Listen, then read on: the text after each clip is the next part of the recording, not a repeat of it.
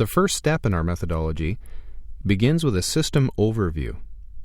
And a system overview requires that you sit down and make a plan for your overall system in a very general way. It involves creating a mission statement. Now, it may sound kind of funny to have a mission statement for your database, but it's very important for you to understand what the intention behind your database is. You know, very few people wake up in the morning and say, hey, I'm going to go make a database. It just doesn't happen. And if it does, I haven't met them. But creating a database is usually to fill a need. And that need is usually external to the person who's designing the database. You may be at home designing databases for your own use, and in which case you can answer all the questions. But it often involves discussion with the people who are going to be using the database. And then through that interview process, you can find out exactly what their needs are. Take a look at this slide. Here at the top, I've summarized a few key details in creating a mission statement.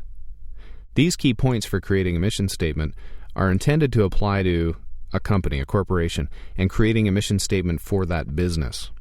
You can use the same thought process behind that to create a mission statement for your database. For example, the system that we're going to be working with throughout this training is called Swift Office Mart. It's an office supply company. And if I answer those questions that you'll see above, we have what opportunities or needs do we exist to address? And in this case, what opportunities or needs does the database exist to address? So quite simply put, I want to manage the customers, employees, sale history, and inventory for my business. What are we doing to address these needs? We'll need to produce appropriate reports. These may be printed reports or on-screen reports, in other words, summaries of the information. And we're going to need tools to effectively manage our business. And that's where the database comes in. What principles or beliefs guide our work? Now, that's intended for business and the philosophies and the beliefs behind the business at work.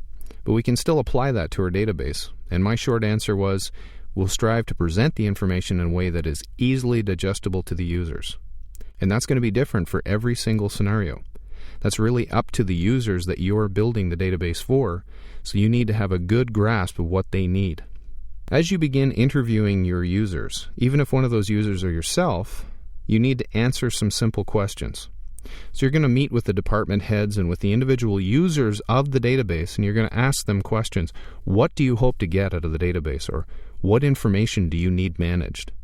As you ask these questions, you can create a task list for yourself, which you'll see at the bottom part of the screen.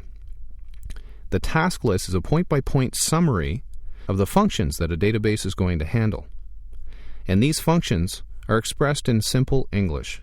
At this point, you're not trying to create any diagrams, you're not writing up any plans or connecting any information. All you're doing is looking at the data that they're currently managing and asking them what their needs are. What kind of reports are driven? What kind of reports do you need? What kind of information do you want summaries of? What mailouts do you do? What data do you need to track inside the business in order to understand your job or to manage your position? You create a task list. This task list could be a lot more detailed for a real business scenario, but for the purposes of this training, I wanted to eliminate some of the complexities and stick to the task at hand. So I've eliminated just a couple of things in here that would be obvious to an office supply house. And that's step number 1, system overview.